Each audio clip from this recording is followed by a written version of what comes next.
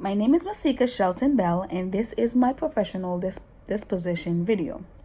For this video, I'll be answering 4 questions about my own disposition. Question number 1. What disposition do you possess that you think will make you a successful teacher? I believe that to be a successful teacher, the disposition that I would find to be most beneficial is to have an understanding that as an educator, we must believe that all students can learn and should set goals and that supports realistic expectations for those students to be successful. I believe that this disposition is important because in order for a student to be able to get the help that they need, we must first believe that they have the potential for success. Question number 2. What disposition do you need to work on before entering the classroom as a first-year teacher? And provide an example of how you plan to uphold these dispositions in the classroom. I believe before entering the classroom as a first-year teacher that I would like to ensure that as an educator that I am committed to the profession of teaching and learning.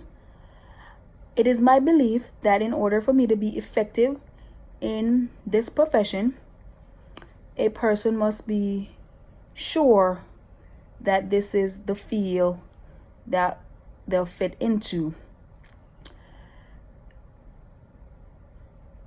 In order for me to work to uphold this disposition in my classroom, I would have to constantly remind myself, why is it that I choose this career field? Question number 3. How do the disposition demonstrate your ability to understand other cultures, genders, and learning differences to build stronger relationship with students and families? How do potential bias affect teaching? First off, I would have to say that this disposition is designed to provide a broader understanding of what it is required to be a successful educator. And by outlining that as an educator, you're expected to interact with students from many different backgrounds and walk of life. And as a result of this, I believe that as an educator, I will need to understand that every student is different and may have different social and learning needs.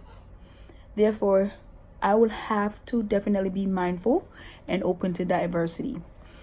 Diversity would be very important in this area because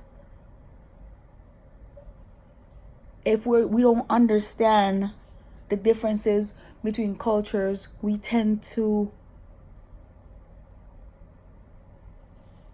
show disrespect unknowingly, and which could seems to be some form of bias to some.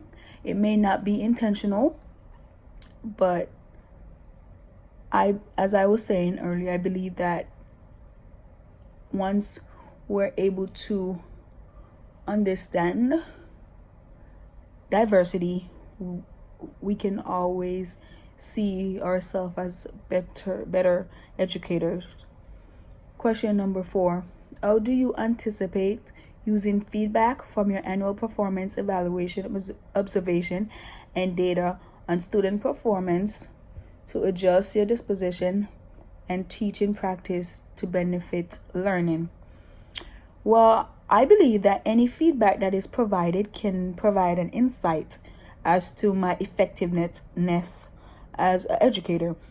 Therefore, I will definitely use those feedback into consideration, especially the negative ones, to focus on areas that they may see that I need to strengthen in order to be a better teacher or educator